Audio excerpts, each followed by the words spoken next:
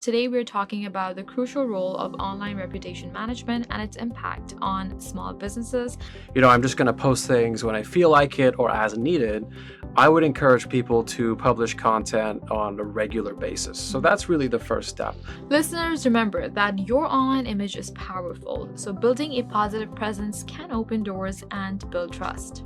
So one of the things I recommend is, and this is really easy, any business can do it today, super actionable, have 10 articles ready to go. Protecting your reputation starts with small, consistent actions. Take charge of your online image. Nowadays with ChatGPT, we have Claude Opus does brilliant writing. Right. Just tweaking those articles a little bit, having 10 of them ready to go. If there's ever a negative reputation crisis, you could then publish those articles.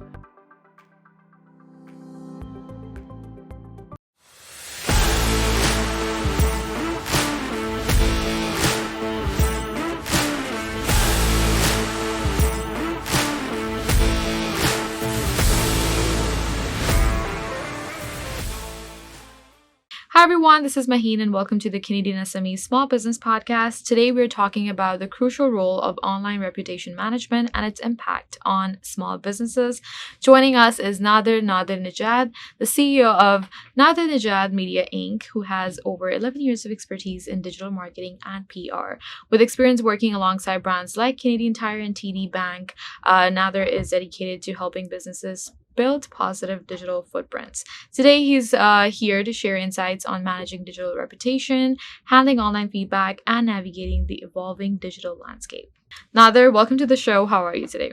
I'm doing great. Trip in here was fantastic, and thank you for having me. Very pleased to have you with us this afternoon. Nader, we'll begin by understanding how to build a positive digital footprint, because I think a lot of the bio included that. Because, digital presence shapes how brands are perceived online, and managing this presence is essential for trust and credibility. Nader, can you please tell us about the key strategies that businesses can use to build a positive digital footprint? Yeah, the way I think about it is today we're all basically media companies. So rather than thinking of your own online brand or online presence as, I'm just going to post things when I feel like it or as needed, I would encourage people to publish content on a regular basis. So that's really the first step is, to publish content. I'm a media company and I want to get out there and share my message with the world. And what is that message? So a really great way to look at that is to just think about, what are you passionate about? What is your expertise? What's your career? And kind of a synergy of these three things is a really great way to start scheduling and publishing content. When you figure out what that is, I recommend sticking with a medium. So some people love writing. Some people love doing video. I love doing video. Right. So I would do that very regularly. And what this will do is it will create a presence for you on the web, but it also insulates search results. So if anybody looks up your name or they try to find out what you do, you have all this positive content that you control. I call it real estate on the web. That's always going to be there. So this also helps insulate against if any negative content comes out. You're going to have your own media there as well. So that would really be the first steps. And then it's just really being proactive. How do we respond to a reputational crisis? How do we communicate our messages? And how do we stay on top of things? Now, those are some great, really impactful strategies, Nader. Establishing trust online truly strengthens customer relationships. But what common mistakes do businesses make when managing their digital presence? It can be tricky because right now there's so many algorithms at play in determining whether a content will be picked up, whether it's going to be popular. So a lot of businesses, they'll create content at scale, but nobody tends to really read that content. Nobody tends to watch or consume those videos. And I see a lot of businesses that don't have a proactive online reputation strategy or a crisis communication workflow. So these things are really important to know what happens in a reputation crisis. How can our main content get watched more and consumed more? And how can we make it interesting? So look and see what content performs really well and then work that into future content scheduling. That's really important. And then also having a plan ready to go that if there's any fallout, any media fallout, how do we protect against that? So it's really the lack of proactiveness that we see when people scramble whenever a crisis happens. And then it's also just the regular flow of content. Is it consistent and is it being consumed? No, thanks for those insights, Nader. I mean, maintaining a positive digital presence is, it certainly requires lots of consistency and a good strategy. Listeners, remember that your online image is powerful, so building a positive presence can open doors and build trust. Next up, let's explore how small businesses can benefit from reputation management, because reputation management isn't just for larger corporations, which is what is expected. Small businesses can greatly benefit from it as well.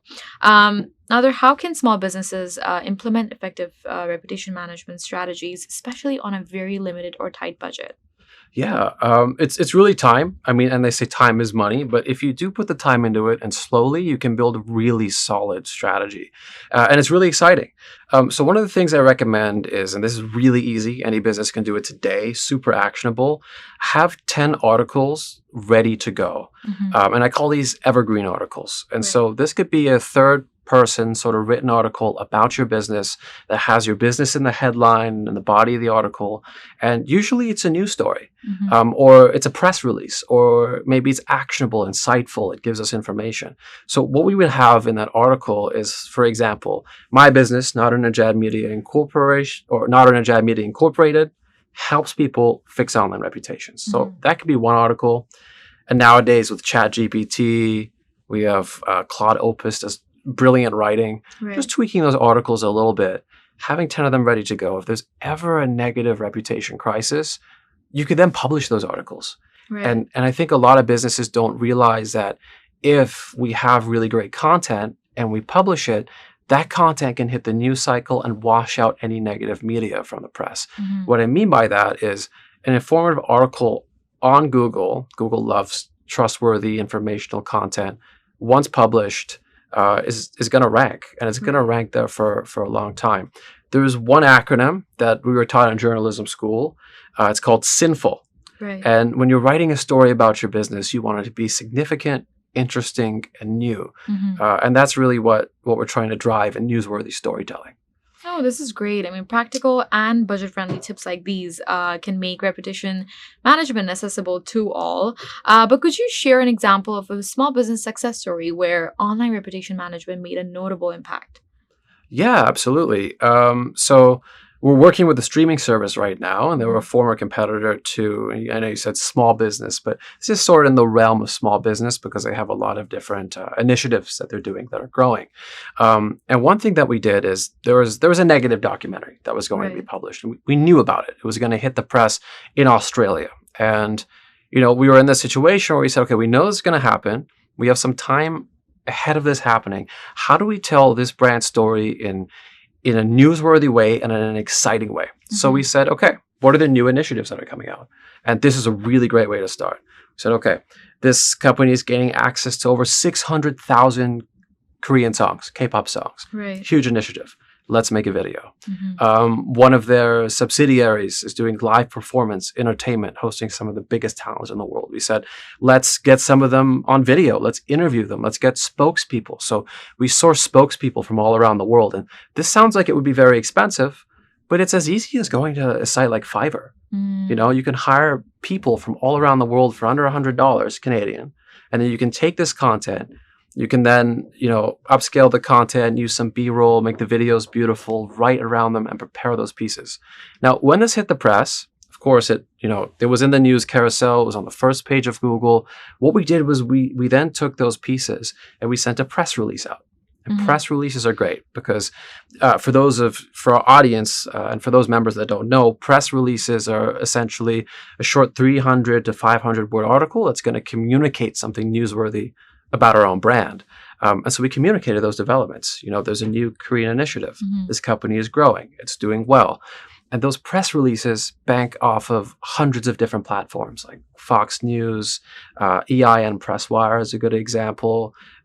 You would get a press release in the Associated Press. So it effectively outranks all the negative content on the web and showcases that brand positively. So within 48 hours, we didn't clean up the entire first page, but we were able to redirect the narrative towards a more truthful and positive place.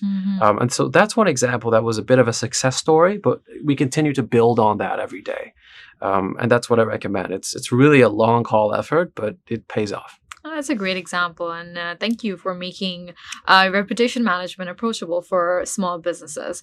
Listeners, protecting your reputation starts with small, consistent actions. Take charge of your online image. Next up, now let's explore how to handle negative publicity and turn it into a positive opportunity. Because you did touch base it off your recent example, but negative reviews or mentions online, they can have a significant impact. But managing them effectively is key. How do you advise businesses to respond to negative feedback or public reviews? Yeah, I'd say not to shy away from it. I see a lot of businesses and people who get extremely paralyzed when something negative happens. And it's really normal. I mean, it's in human nature. If something bad happens, we can feel deflated or depressed or sad or, how do we change the outcome? But I want people to know that no matter what happens, you can always change the outcome. Right. You can redirect the narrative. And the best thing to do is to not shy away from it. So responding to it's a different story, because let's say it's one negative review on Google, all reviews I recommend responding to those. Right. If it's huge, scandal or controversy, respond to that. That's important. But if it's a comment on the side, if it's, somebody who's deliberately trying to tarnish your reputation, perhaps a legal avenue could work. But if nothing else, just go ahead and keep publishing content. Be who you are. I recommend having a lot of content in the pipeline so that you can publish, at will and get really used to your style and communicating and creating content. So I say be proactive, always respond, especially if they're review sites. If it's a major controversy, definitely respond. In all other instances, just keep moving forward, because the biggest thing is to make sure that your momentum and your energy and your passion for what you do, that's never hindered. So that would be my recommendation. That's insightful, Nader. I mean, handling criticism well truly shows professionalism, and you gave great tips there. But what steps can businesses take to turn the negative feedback into an opportunity for improvement? Yeah, I mean, well, any sort of criticism, even sometimes slander, libel, non-truthful, comments, that shows us where our business may be vulnerable, where we might need to, defend against reputational onslaught in the future. So it's really an opportunity to kind of patch those holes. Okay, this happened. It's ranking on the first page. Maybe we should have had more content. Maybe we should have had content ready, which is really why I recommend being proactive. So the biggest way to really turn that negative into a positive is to say, how did this affect me and how can I turn it around? The biggest way is facing it. Face whatever negative, comment has been posted. Respond to it. Make your business better. Optimize your processes. And then publish. You need to ask yourself, when you see something negative, what sort of content can I use to A, respond to it, or B, we do suppression in our industry. Right. And this is what we call a white hat SEO method. We're not, a lot of people ask, do you hack Google? Do you do these, fishy things with the web? And it's never like that. We're creating more informative content. So here's a great actionable way. Let's say the article is 1,000-word hit piece on the business. It's my review of, XYZ company. Right. It's a terrible scathing review. What we can then do is we could say, okay, that article's on a blog. Okay. The blog isn't a very powerful site. We have all these other satisfied customers. Why don't we ask one of these customers to do, instead of 1,000-word review, a 2,000-word review, add images and a video. Let's take this and put it on a better website, right? More powerful website. Then we do that and we have one positive review above. Then we can go and do 3 more. And then eventually we have the whole page filled with positive reviews. Right. So that's an example of there's been a negative piece of content. We realized the content we can create, and then we created 10 pieces, kind of as a rebuttal to that negative piece. And that can change the game for businesses. Well, that is amazing. I mean, we love the emphasis on the value of transparency and growth when managing feedback. If you're just joining us, we're here with Nader Nadernejad, the CEO of Nadernejad Media, Inc., exploring how online reputation management can redefine a business success. We'll be back after a quick break to dive even deeper into strategies for small businesses to strengthen their digital presence. You dreamt big. You made the leap. You and your "we're not stopping at small" business. Doesn't matter you've never done it before. You unlock those problems. You adapt to change. You learn to evolve. You're pioneers in challenging times, finding your own frontiers. Wherever you e-commerce, UPS is with you, so nothing is going to hold you back. 4 billion people check their email every day. That's 4 billion missed opportunities if your message doesn't make it. To reach your customer's inbox, you need a winning strategy. And Constant Contact delivers. Literally, over 97% deliverability. Elevate your email game with easy-to-use templates, writing assistants powered by AI, and in-depth metrics. Ensuring your email is flawless, delivered, and read. Constant Contact delivers. Give it a try. At IHG Hotels and Resorts, we're in the business of you. We're here to help you plug in, connect, and recharge. make an impression, and meet with confidence. With 19 brands built for business, your business gets even more rewarding. With an award-winning loyalty program at 6,000 IHG hotels and resorts worldwide. Welcome everyone, we're here with Nader Nadernejad discussing the essentials of online reputation and management and how small businesses can leverage it to build trust and brand resilience. Let's continue with more valuable insights on how to manage and enhance your online image effectively. Next, let's explore how brand relaunches can reshape a company's online reputation, because rebranding or relaunching, it can be daunting, especially for businesses with a complex online history. Nader, could you share your approach to helping a brand relaunch effectively?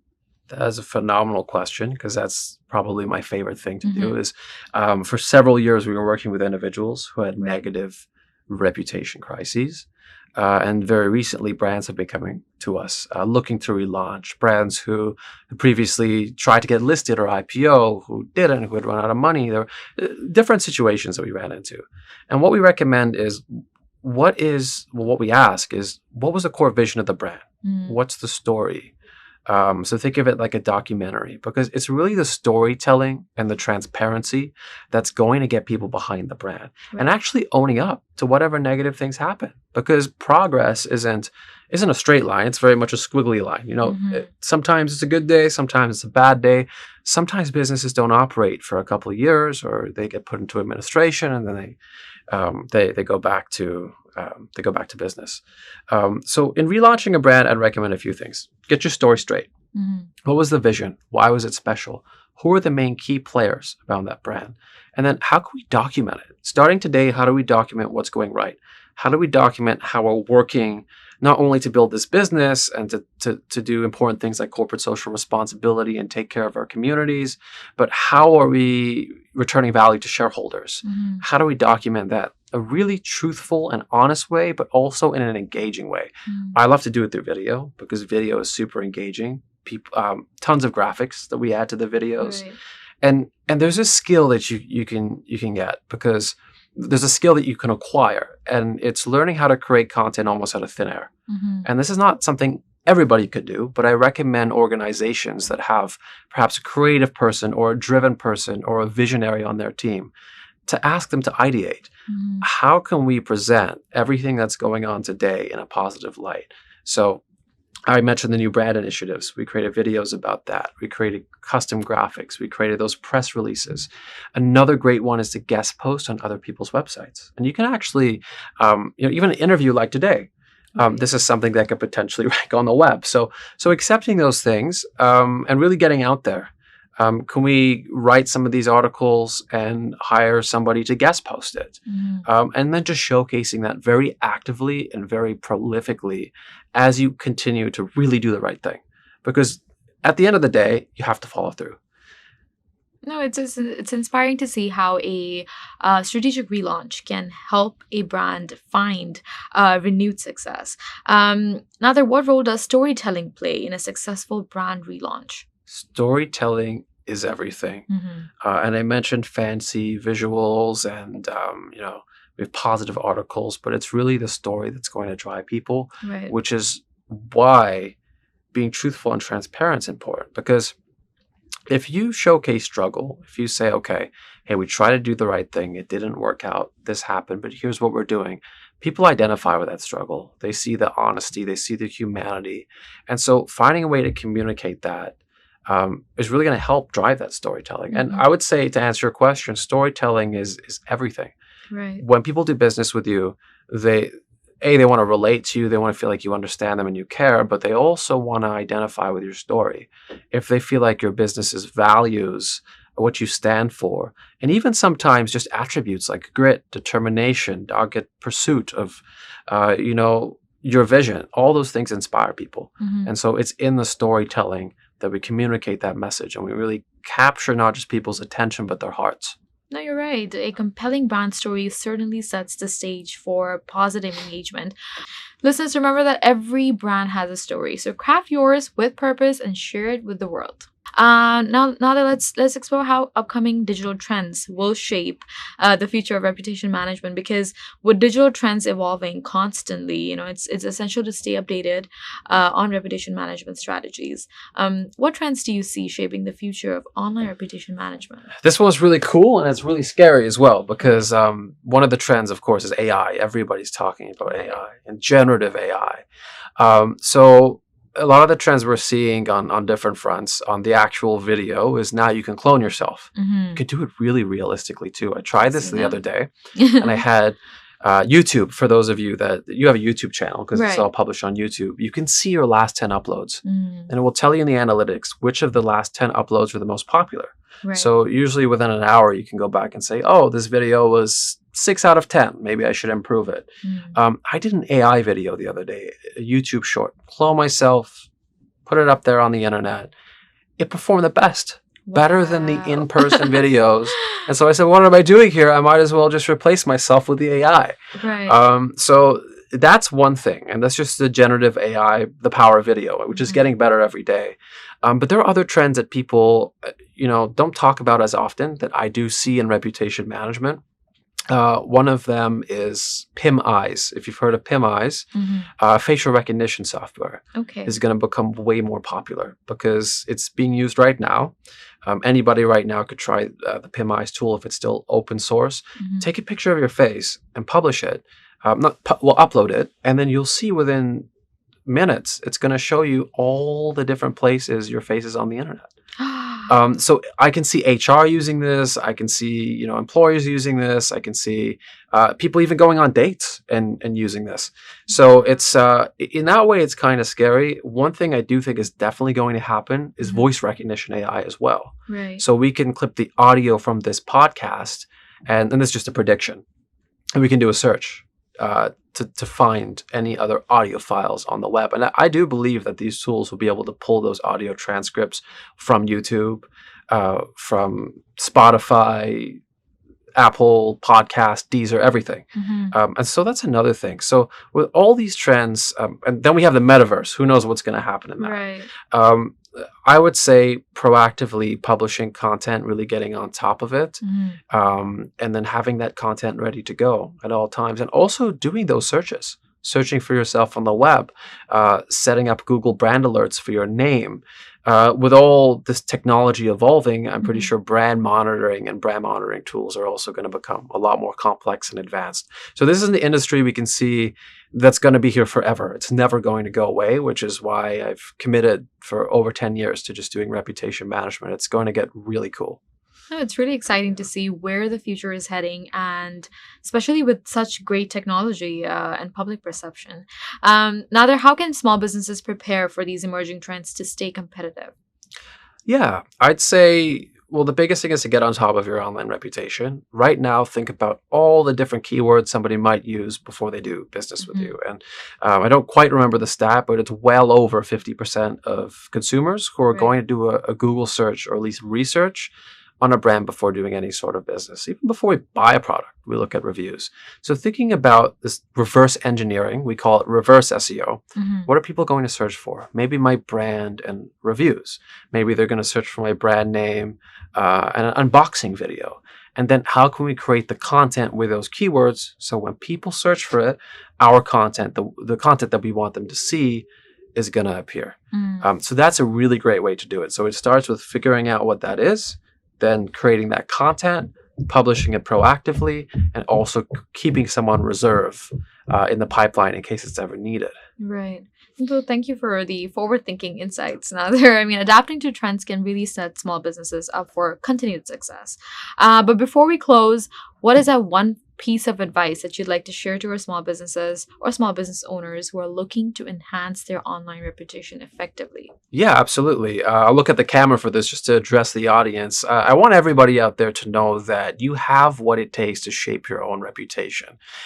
Whether right now it's positive, it's in a positive light, it's neutral, you haven't done anything, or it's overtly negative. You have the power to shape your own brand because nobody knows about your business, has the passion for it, has been in it more than you have. And so I want you to continue the pursuit of doing what you do, but also showcasing that and sharing your message with the world, because what you do is important, and find out, the style that you enjoy when it comes to communicating what you do. My advice is to share your message with the world, to do it regularly, and to know that you can affect change, not just with your business, but with your business's reputation, and you can build a brand and a story with just a little bit of effort. That is amazing. Thank you so much, Nader, for sharing such valuable insights on managing digital reputations for our audience. It's been a pleasure to have you on the podcast. Thanks for having me. Thanks for your time. Thank you to our listeners for joining us today. We covered some powerful points on managing online reputation, navigating negative feedback, and staying ahead with digital trends. We'd also like to extend our thanks to our partners, including RBC, UPS, Constant Contact, IHG, and Google, for supporting Canadian SMEs and making these discussions possible. Please don't forget to visit our website, CanadianSME.ca, and subscribe to the Canadian SME Small Business Magazine for more engaging content like this.